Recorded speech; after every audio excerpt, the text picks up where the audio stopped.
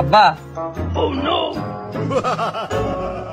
খুব আশা ঝুঁকি ওই বাড়ি আইলাম, অফিসটা ছুটি দেবে না, 2 দিন আবার দেরিও নিয়েছি স্যারের কাছে হাত পায়ে ধরিয়ে।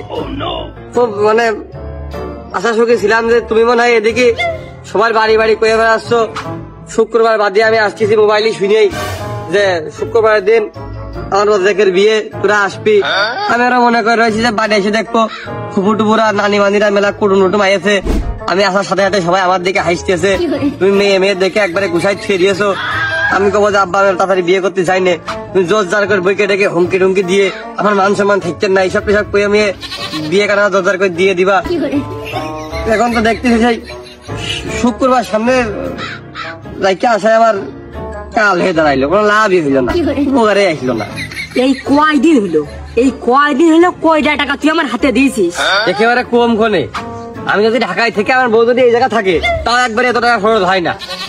আমি মনে করলাম তোর বিয়েটা কয়দিন পরে দি, ওদিকে বাইলে মাঠে শৌকত 5 কাঠা জমি বেচতে চাইলো, মনে করলাম জমিটা নিয়ে তোর নামে লিখে দি, তোর মনে হয় ও জমি আর হবে না নে। তোমার মুখও কিরা, জমি যাবে কি করবো? ওষুধ কোম্পানির চাকরিতে পড়ানোর সময় কইলে ওষুধ কোম্পানির চাকরি করলে তোর একবারে লাইফ সেটেল, তোর অন্য কোনো চিন্তা করা লাগবে না। তো সেই চাকরি আমি এখন করতেছি, আবার জমি দামে কি করবো? এই ঈদের কোন গেছে শ্বশুর বাড়িতে আমার জামা কাপড় দেবে, তোমার জামা কাপড় দেবে, আমি আবার তুমি আবার আমার কমা টাকা এই দিতে হবে, ওইটা আমি আবার কিনে টাকা দেবো। এই শালি মালিকের নিয়ে এই ঈদের পরের দিন আমার না পার ঘেনে মানে ঘুরে ঘুরে বেড়াবো, ফুচকা ফুচকা খাই যাবো, এগুলো হবে না। জমি আমার কি কাজে লাগবে? ক্ষতি হয়েছে, দেখতে পাচ্ছিস ক্ষতি হয়েছে। ঢাকায় মনে হয় তোর কোন দোস্ত বন্ধু থাকে, বউ নিয়ে ভাড়া, তোর কাছে মনে হয় 4টা গল্প করেছে আর তোর মাথা গেছে, ক্ষতি হয়েছে।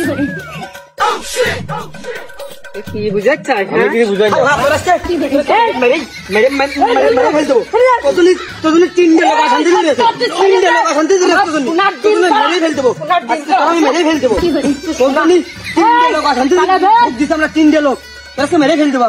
শালা মনে হয় কোনটা গাদা মাদা খেয়ে এসে ডাক দেবার সময় মাথা কাল লাগেছে।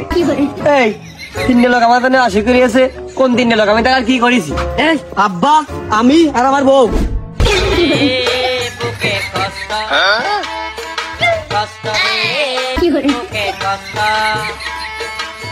কোন কারণে?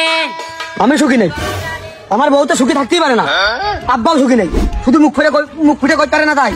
এই আমি সুখী নেই কোন কায়দায়? তুমি নাই বিয়ে করেছো, তোমার আর দরকার নেই আপাতত, কিন্তু ও শালা কেন উদ্বোধন করে না, কেন বিয়েটা করে না? ও বিয়ে করলি পুরো সিরিয়ালটা আমার, আমি বিয়ে করতে পারি, তারপরে নাই তোমার নিকের ব্যবস্থা আমরা 2 ভাই মিলে করে দিলাম। ভাবলি কিন্তু আগে নিজেরটা।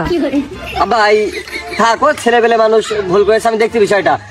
আসলে দেখো তালেব, ওরে বাবা বাবা বাবা, দেখো তালেব, আব্বা হাত ছাড়বা না, কামড়াবো। ওরে আল্লাহ, আবার শালা দেখো তালেব, এ শালা গ্রামের কবুতর সরে না 2 দিন পায়রা হে, দেখো তালেব, ভালো তোর কথা বস, কিন্তু গ্রামের ভাষা কথা চলে, ভাষা কথা শালা।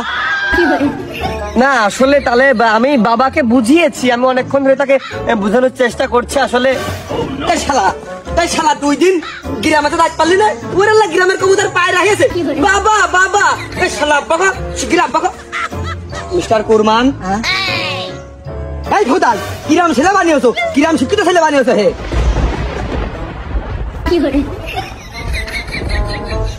আবার কি কইলো তাহলে? বাবা একটা মুরব্বী মানুষ, তুমি বাবাকে কি বললে? একটু মুরব্বী মানুষের সাথে এটা কি ধরনের আচরণ? বাপ বয়সী মানুষ, সরি বলো। না আব্বা, সরি। তা আমি কিছু শুনলাম না তো। ও তা তোমার শোনা লাগবে না, যাও। ও কিছু না আব্বা, তোমার তাহলে তুমি সম্ভবত গ্রামের কিছু খারাপ ছেলেদের সাথে মিশামিশি করে তুমি খারাপ হয়ে গেছো। তুমি আসলে মানে তুমি কি কিছু খেয়েছো নাকি কিছু খাও? তুমি দৌড়ে এসে একেবারে তাহলে আমার গলাটা একবারে চেপে ধরলে। আমি তোমার সিনিয়র, আমি তোমার বড় ভাই, তুমি তোমাকে রেসপেক্ট দিবা না? আবার রেস্ট কি? ওই আমি পারি না ইংরেজি, তুই তাই মনে করিস? এখন বিশ্রামের কি প্রয়োজন? তুই কাজের কথা আয় এখন।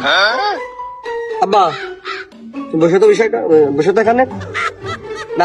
আমি আব্বা ওই সমস্ত বিষয় নিয়ে এখন আলোচনা করতে চাই না। আমি যেটা তোমাকে বলতে চাই যে আব্বা সিনিয়র মানুষ, বাবা বয়সী লোক এখানে আছে, তার সামনে আমি চাই না যে ভাইয়ে ভাইয়ের দ্বন্দ্ব এটা তার চোখে পড়ুক। তুমি কি বুঝে আমার গলাটা চেপে ধরলে, তুমি সেটা আমাকে বলো।